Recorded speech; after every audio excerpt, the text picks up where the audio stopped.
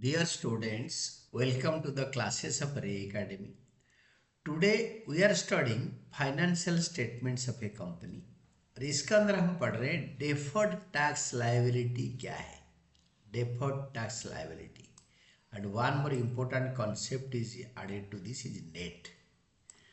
Accounting income is determined by preparing. Accounting income कैसे बनता है, कैसे निकलता है, is determined by preparing statement of a profit and loss which is prepared following the accounting principles or concepts. These are prepared following the accounting principles and concepts and provisions of the Companies Act. Taxable income is determined by following the provisions of the Income Tax Act. Income Tax Act को follow करके हम taxable income निकालते हैं. Then accounting income when compared with taxable income normally results in difference. अगर हम profit and loss statement देखेंगे उसमें जो इनकम आएगा और जो इस इनकम पर टैक्स देना होगा वो दोनों डिफरेंट होता है. The difference between two incomes may be permanent in nature और टेम्पररी. ये ऐसे हर साल होता रहता है या फिलहाल कुछ एक आधा साल के लिए या एक ही साल के लिए हुआ है.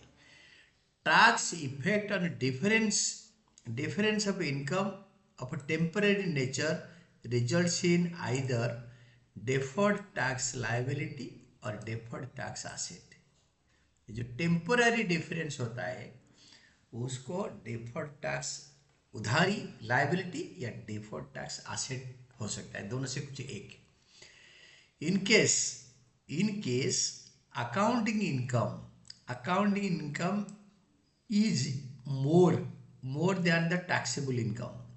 हम statement of profit and loss account बनाकर जो टैक्स निकाला और जो टैक्सेबल इनकम निकाला, ये दोनों में अकाउंटिंग इनकम ज़्यादा है.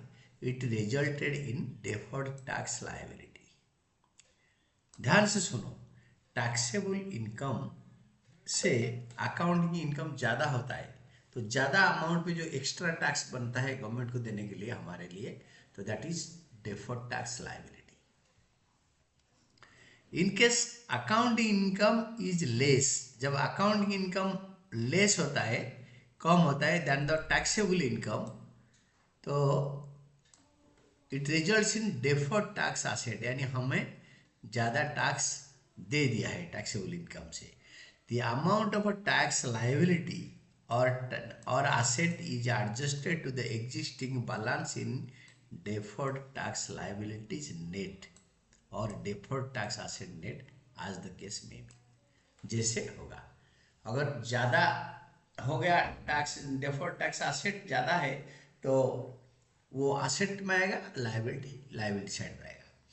इन balance sheet net amount is shown. Net amount मतलब यही वाला net, deferred tax asset, deferred tax liability. Deferred tax liability is net and deferred tax asset net are only book entries. वो खाली book में लिखते हैं. They are neither actual liability nor actual asset. ये actually liability asset नहीं है, ये खाली बुक में लिखने के लिए है. In case net balance is credit यानी deferred tax liability, it is shown as deferred tax liability net. In case the net balance is debit, it is shown as deferred tax asset in the asset side. And this is all about your concept. Deferred tax liabilities net and deferred tax assets net are book entries which get adjusted over a period of a time.